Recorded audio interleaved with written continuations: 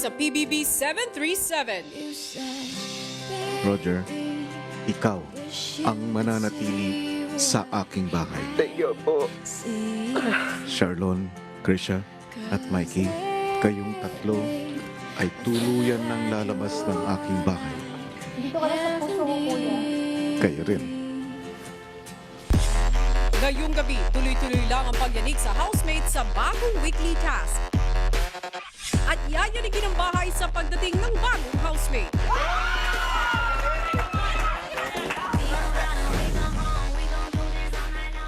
Sa paglabas ng bahay ni na Charlon, Mikey at Krisha, halatang apektado pa rin ang housemates.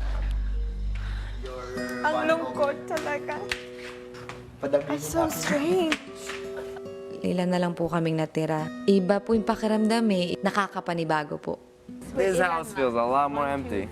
Buti nga, dumating si Tommy. Kung di wala si Tommy, 5 na lang tayo dito eh. I feel like I have the heaviest week po, Kuya. That was really one of the hardest decisions I had to do in this house, if not the hardest po. Si Margo, pinagaan ang loob ni Roger. You can breathe, darling. You deserve to be here. Huwag mo isipin hindi ka pwede dito. I know your heart is pure. Nagpapasalamat ako, kuya, sa 5 housemate. Dito ko po napatunayan na magagamit mo kung paano ka makikisama sa tao, kung paano ka maging totoo sa mga tao. Sa gitna ng mga kaganapan, sinubukan namang magsaya ng ibang housemates. Yan, pangalo. Yung vice ganda, kalala mo si vice ganda. Di ba ganun sa mga? Kemen! Kemen! Kemen! Kemen! Kemen! Kemen!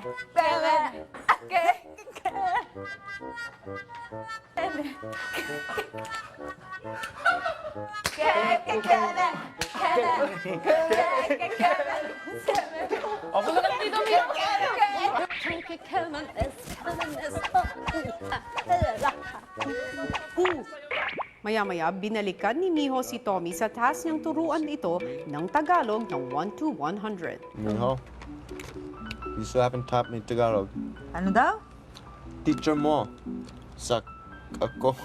Turuan daw sa mga Tagalog. Tagalog. Abakada naman yung ituro mo sa kanya. I need my slippers. And unless you teach me Tagalog, I'm not gonna get them. Ayan.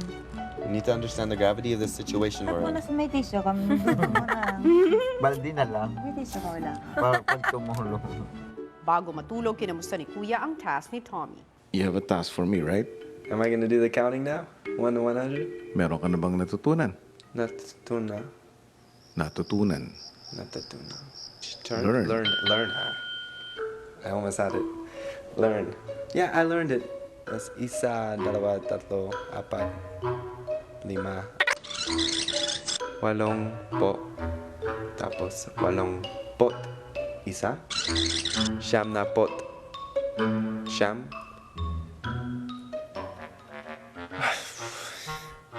Isang daladan. Ano yun? Isang daladan. Are you talking about a fruit?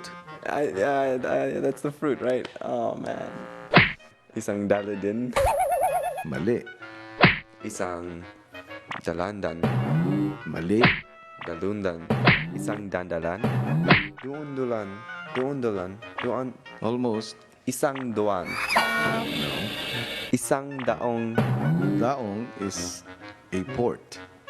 Okay, that's a port. Isang daan. Tama. Oh my gosh. Ay, kuya, I'm sorry. Ang sakit. What's it again? Isang...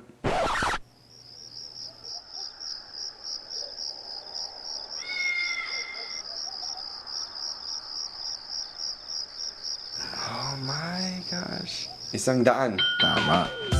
Say that again. Isang daan. Again. Isang daan. Very good. Isang daan. Salamat Pero po. syempre, hindi ka hihinto doon. Bibigyan pa kita ng isa pang task. Magbibigay ka sa akin ng pangalan ng 10 prutas sa salitang Tagalog. Kinabukasan nagpaturo si Tommy sa mga kasama para sa kanyang task. Well, I have to learn at least 10 fruits. So yes, pinya, mansanas. Piña, manzanas, Chico, you know Chico? Oh, Chico. The color brown, diba? avocado. How do you say avocado? Avocado. That's Tagalog? No, the Tagalog is avocado, but in English, avocado. Dahil sa task ni Tommy, may naisip na task ang housemates para kay Miho. Ano sa English yung Sampung mansanas? prutas sa English. Mangga. Ikaw. Oh my God. Avocado. Abukada. Walang T. Avocado din. Ito. Ubas. Galing. Diba yan yung reaction mo kapag may sasakyan? Ubas.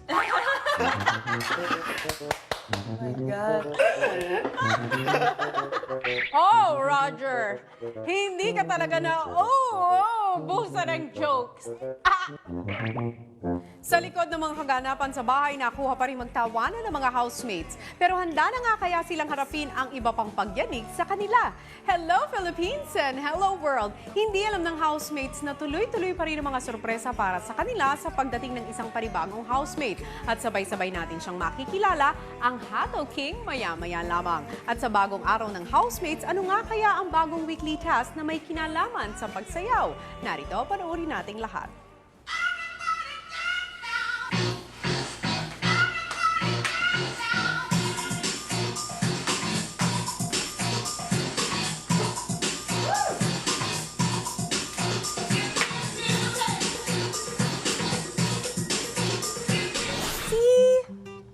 Did you see, darling, your platform? Sige nga, kunyari magzuzumba tayo. Kaya natin malambot na yung katawan mo, dali. Yung ganon, yung ganon. Alam mo na to, di ba? Jump. Naku, malulugi tayo. Halika na, wag na. Malulugi tayo. Si Don nagkwento sa housemates tungkol sa kanyang pagsayaw. Alam mo sa tuwing nakakita ko ng stage, kinakalabutan ako. Kasi ever since, gusto ko talaga na po-perform eh. Bata pa po ako, mahilig na po ako magsayaw. Yung mga sayaw na sa school lang, ganyan. Nung third year high school po ako, 15, doon lang po ako nag-start mag-ballet, which is late po yun. Eh yun po, eventually nag-jazz ako. Pagdating ko ng 17, nag-audition po ako for Hot Legs. Eh natanggap din po ako. Ano ba ang pagsasayaw para sa'yo? Kuya, I breathe, sleep, eat for dance. Kapag ginagawa mo yung gusto mo, hindi mo mararamdaman na nagtatrabaho ka. Matapos magkwento ni Don, ibinigay ni Kuya ang bagong weekly task ng housemates. Housemates, para sa inyong weekly task na Hata Wow, kailangan ninyong magsayaw sa lahat ng pagkakataon hanggat gising kayo. Para sa weekly task, kailangang sumayaw ng mga housemates sa lahat ng oras. Kapag narinig ang hudyat na Just Dance, sasayaw ang housemates kahit ano pa ang ginagawa nila. Kapag everybody dance now, kailangang humataw naman ang kanilang sayaw sa dance floor. At kapag narinig nila ang Stop Right Now, titigil ang housemates at di maaaring gumalaw. Hindi dapat lumampas sa 5 paglabag ang housemates para manalo sa weekly task. Sinabi na ni Don sa housemates ang weekly task.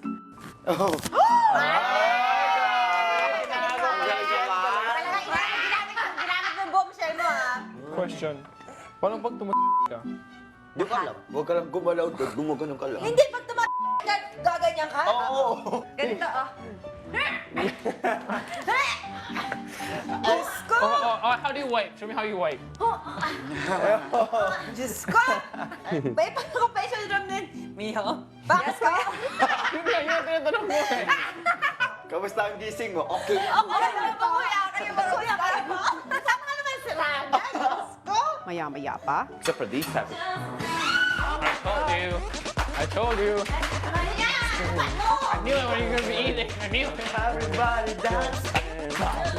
Sa simula talaga, I thought it was going to be a bit fun. Siyempre, I'm not a dancer, so parang for fun, just moving around, sayaw-sayaw, ganyan-ganyan.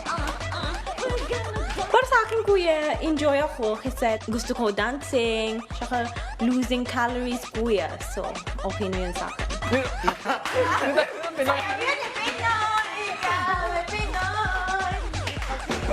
Parang mental institution na to talaga. Guys, first day to ha. Apat na araw pa to. 5 minutes pa lang to. First day. Wala pa isang oras na ginagawa natin. Sa una, sabi namin, ang saya-saya nito pero malay natin mga susunod na araw. Pero hindi kami susuko, kuya. Gagawin pa rin namin yun. At sa gitna ng pagsayaw, Hindi ka nakikilay.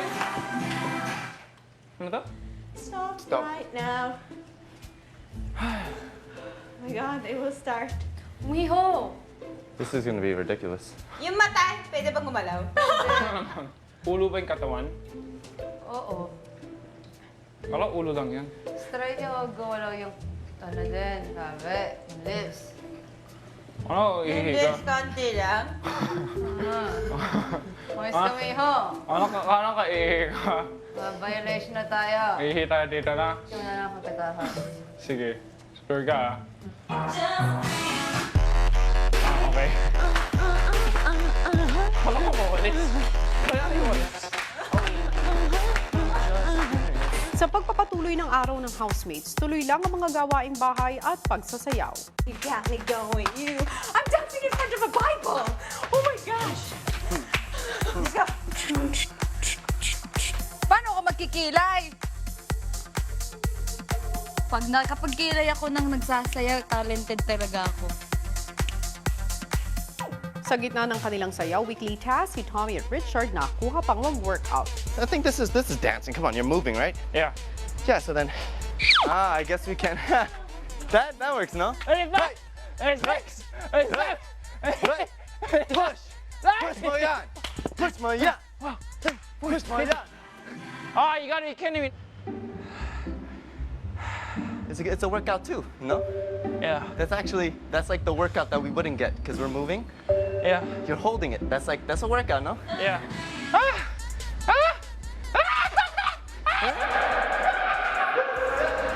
Susunod, tuloy-tuloy lang ang weekly task ng housemates. At sino kaya ang bagong housemate na papasok ng bahay?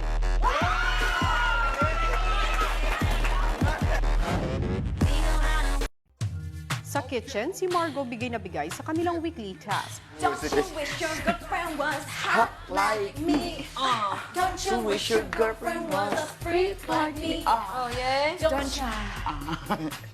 Don't you, baby, don't try. Sa gitna ng paghataw ni Margo, isang kudyat ang narinig nila. Oh my gosh! Patayin mo muna, please. Everybody dance now.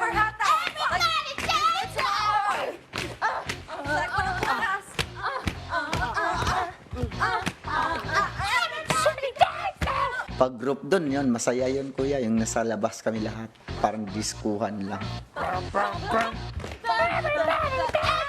Mahilig ka talagang sumayaw. Ang sayaw lang walang hilig sa akin, kuya eh. Start twerking like Miley. Twerking like Miley. Take my shit up. Okay. Ano yan? Stop right now. Oh man.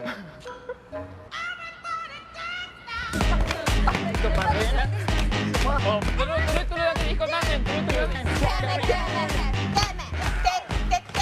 Ano ba?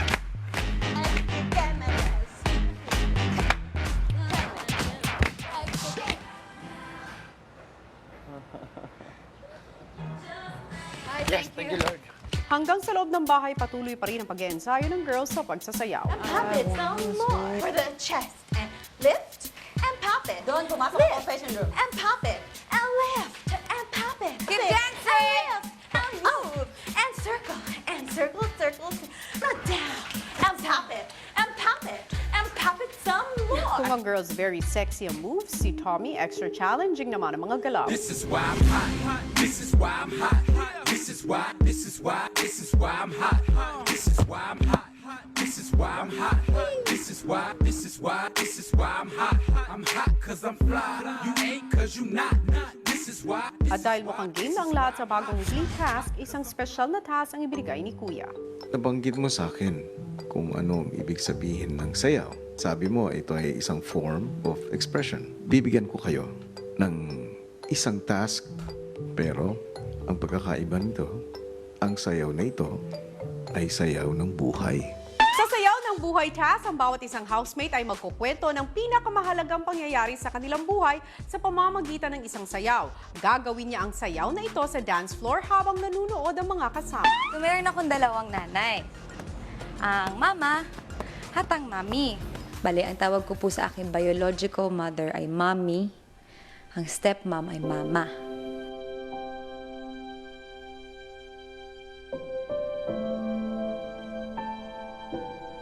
Ang aking pong biological mother ay lesbiana po. Meron po siyang girlfriend. Ex-girlfriend niya na po ngayon ay aking stepmom, yung nagpalaki po sa akin. Ang sabi po ng mama ko, bigla na lang nawala ang aking mami. Pagbalik nga po, buntis na. Gusto po niya akong ipalaglag. Pero sinabi po ng aking mama sa kanya, kung ayaw mo yung bata, iluwal mo lang, tapos ibigay mo sa akin. Pagka panganak po niya, inalagaan po nila akong dalawa. Can I go?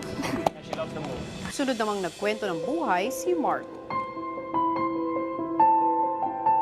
Kuya, I was going to do the part na when I nag-decide ako to move dito sa Philippines. Kasi, di ba, mahirap mag-leave yung family ko doon sa UK.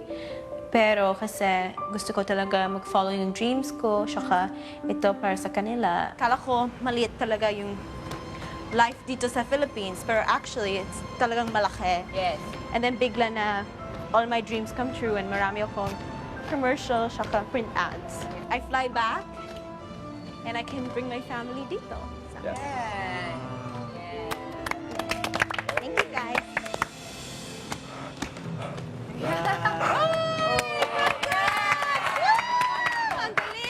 Graduation po is a very important highlight of my life po, kuya. That signifies that I'm entering adulthood na talaga.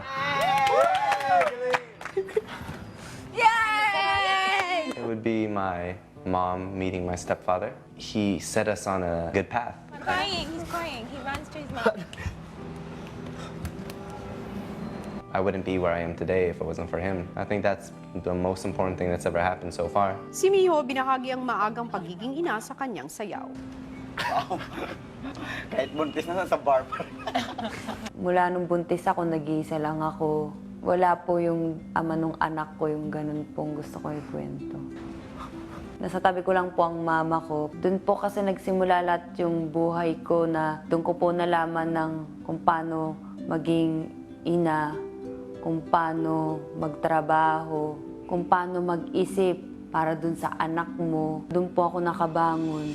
Ang huling performer na si Roger bigay todo sa kanyang performance. He fell in love. Fell in love.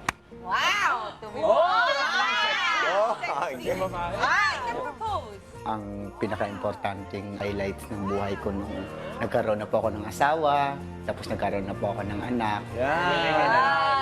Gusto kong i-share sa kanila kung gaano kakumpleto yung buhay ko dahil meron akong asawa at anak. Doon kasi ako sobrang naging malakas, kuya, nung dumating na sila sa life ko.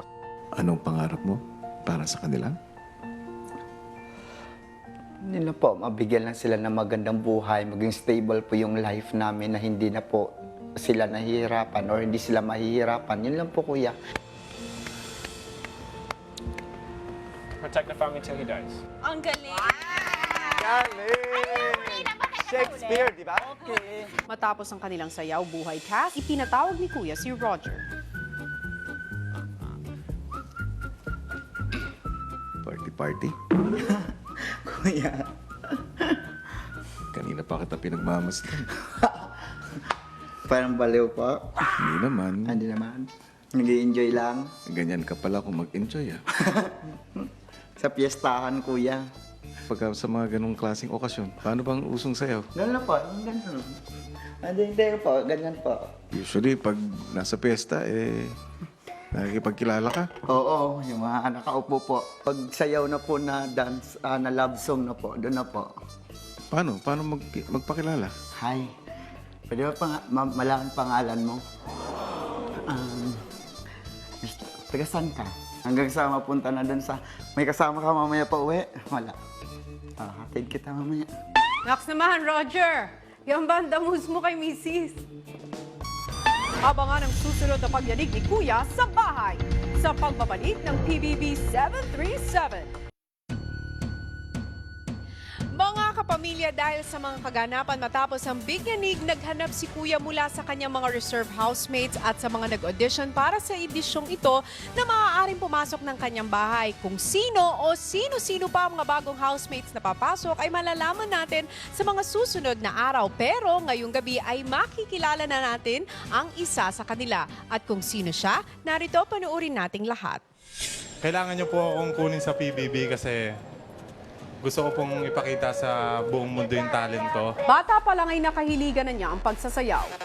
Ako po si Zeus Collins, 21 years old. Yung mama ko nagsasayaw siya.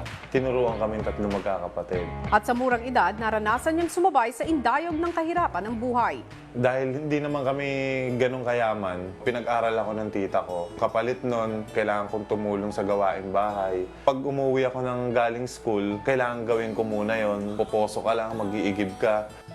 Napagod ako na parang naisipan kong wag na lang tapusin yung pag-aaral. Inisip ko magtrabaho na lang.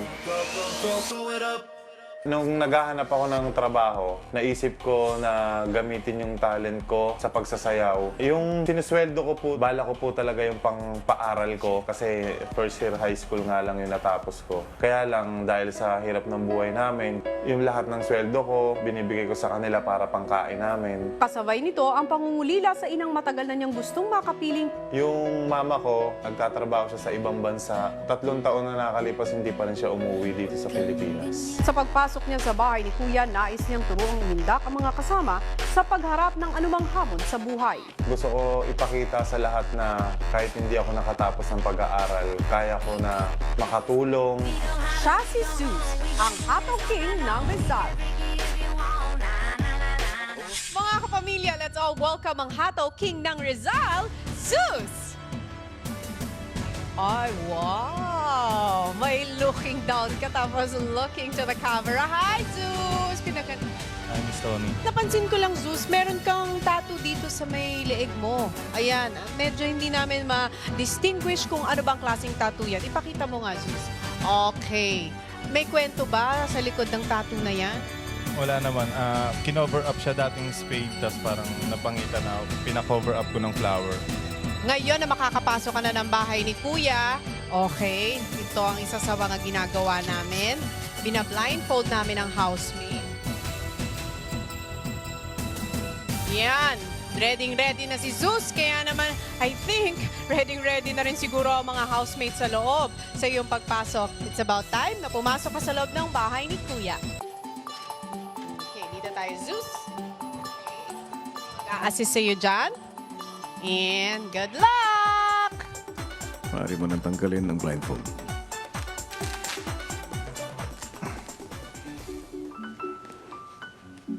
Maligayang pagdating sa bahay ko, Zeus. Salamat po, Kuya. Tagal mo na bang gusto mong pumasok dito? Tagal na po. Gusto ko po kasing maranasan kung ano po yung pakiramdam po na nasa loob po ng bahay niyo. At syempre po, gusto ko rin po manalo. Kwentuhan mo nga ako tungkol sa buhay mo. Isa po akong dancer, Kuya. Marami akong grupong napasukan. Na-try ko po mag-dragon dance po, Kuya. Tapos nag-mime din po ako sa Baywalk. Yung parang statwa po, yung hinuhulugan po ng barya sa Baywalk dati.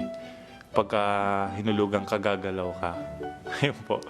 Sunod na ibinigay ni Kuya ang unang task ni Zeus bilang housemate.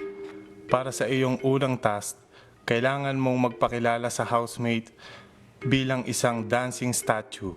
Papasok si Zeus bilang gininto ang estatwa. Hindi siya maaari magsalita o gumalaw. Pero kapag pinindot ng housemates ang play button, siya ay sasayaw. Makakabalik lang siya sa normal kapag nagaya ng lahat ng housemates ang kanyang pagsayaw. Ano nga kaya ang reaksyon ng housemates sa pagpasok ni Zeus? What is this?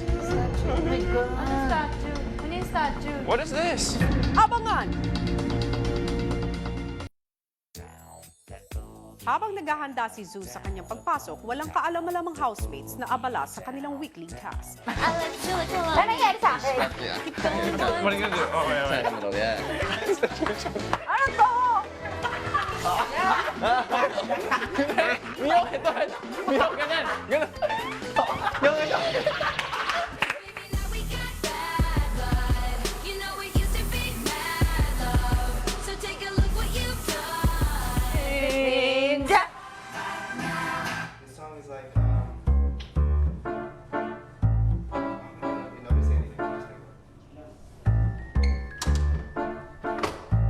Ayan na may papasok.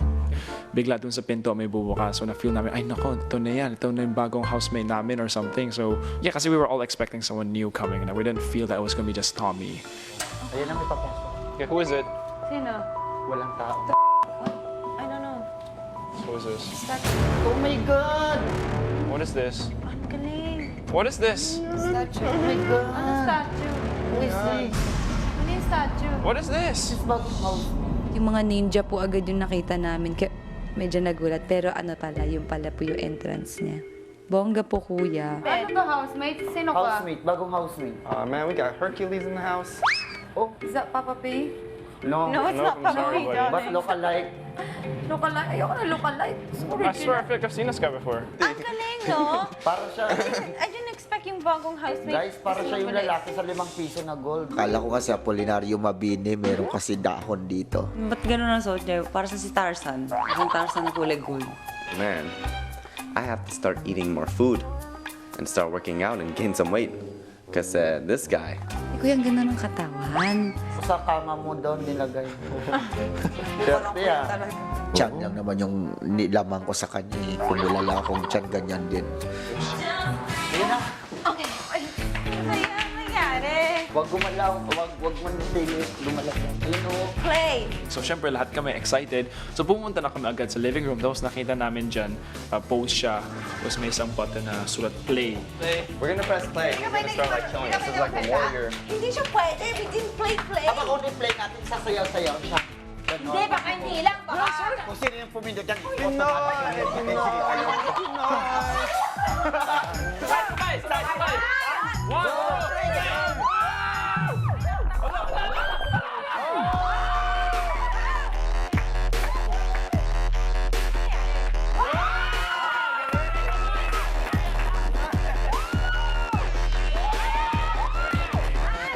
Wow, ang galing sumayaw.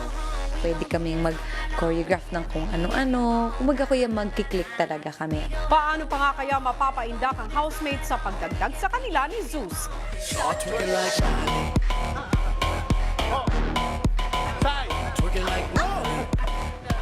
At ano pang ibang pagbabago ang dadalhin ng Big Yanig sa loob ng bahay? Abangan ang lahat ng yan dito sa Pinoy Big Brother 737. Maayos pa ba ang relasyon mo sa iyong stepmom? Hindi po, kuya. Ang dami po nilang sinabi, kuya, na hindi ko raw sila naiintindihan. Inuuna ko daw yung mga kaibigan ko, yung boyfriend ko, bago sila. Wala daw akong utang na loob. Parang pakiramdam ko pag may naibibigay ako, ang bait-bait nila sa akin. Pero nung wala akong maibigay, parang ang sama-sama akong tao sa kanila.